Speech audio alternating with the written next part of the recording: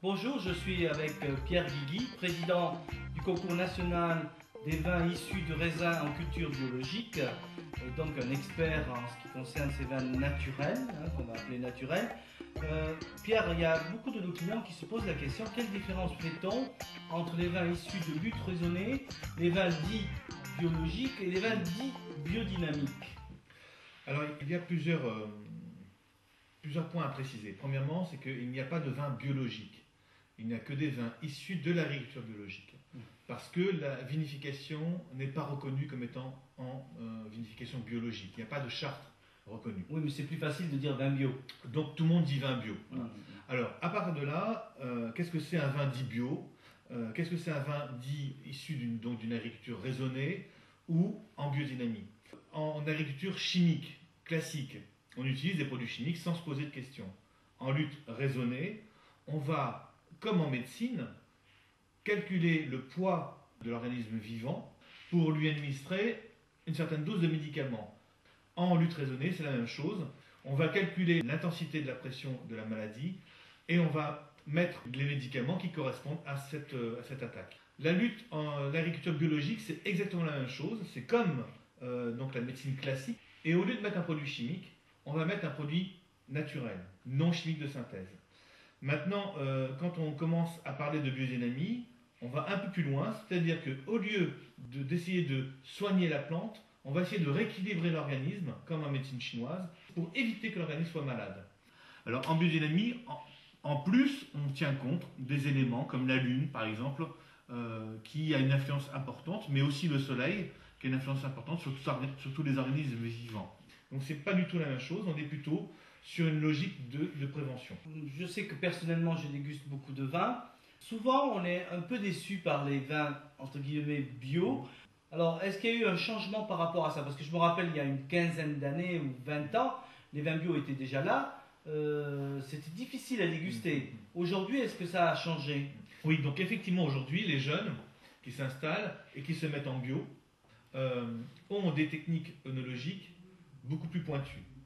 Donc leurs parents, effectivement, avaient parfois des raisins qui étaient de qualité, mais en vinification, ce n'était pas forcément ce qu'on trouvait de mieux.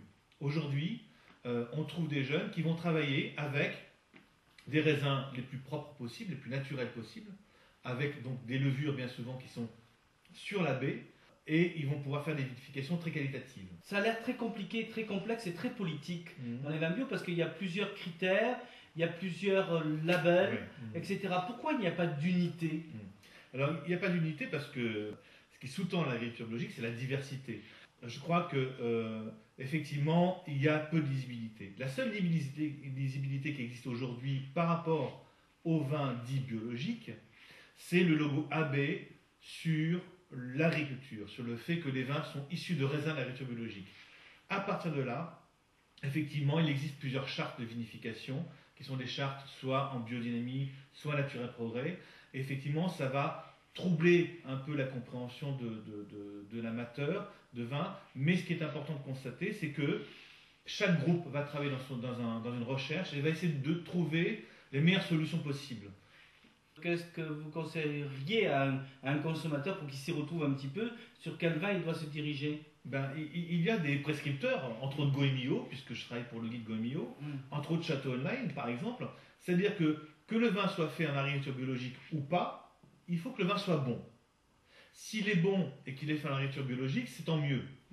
Sachant que quand on va acheter par exemple une bouteille qui est en chimie classique, on va dire, on a plus de chances de trouver un produit qui sera éloigné du terroir. C'est-à-dire que ça va forcément être un produit, enfin très souvent un produit avec une idée de production intensive, alors qu'en agriculture biologique, on va essayer de respecter le plus possible le terroir. Mais le résultat, c'est effectivement la qualité du produit. D'où l'importance des sélections qui se font sur les vins. Est-ce qu'il y a de réelles différences de prix entre un vin dit bio et un vin non bio dans la même région, comme il peut y avoir dans les légumes ou les fruits, où on voit quand même des différences de prix énormes? Alors oui, effectivement, il y a un mode de production qui a un coût supérieur à un mode de production classique en chimie. Ça, c'est évident. Il y a moins de rendement, puisque il y a forcément une production qui est moins intensive, il y a beaucoup plus de travail à la vigne, donc effectivement, il y a un coût de production qui est supérieur. Ce qui est étonnant dans le vin, c'est que vous pouvez trouver un Bordeaux qui va coûter quelques euros jusqu'à plusieurs centaines d'euros. Donc la fourchette est très large, et les vins biologiques se trouvent au milieu de la fourchette dans la gamme de prix. Elles se trouvent parfois effectivement dans les prix un peu élevés, mais souvent au milieu de la fourchette. On a quelquefois une impression que le monde bio et donc les vins bio, il y a une sorte de secte. Je suis bio, toi tu ne l'es pas, etc. Est-ce qu'il ne faut pas un petit peu démocratiser ces vins bio? Est-ce qu'il ne faut pas les sortir de ce côté un peu sectaire, élitiste, peut-être même à la rigueur, et très bobo entre nous? Alors, la consommation, on peut éventuellement la qualifier de bobo, peut-être, je ne sais pas. Ce que je sais, c'est que les producteurs qui font ce type de produit, effectivement, se regroupent entre eux. Se regroupent parce qu'ils partagent les mêmes convictions. Que ce ne soit pas lisible pour le consommateur, certainement c'est vrai.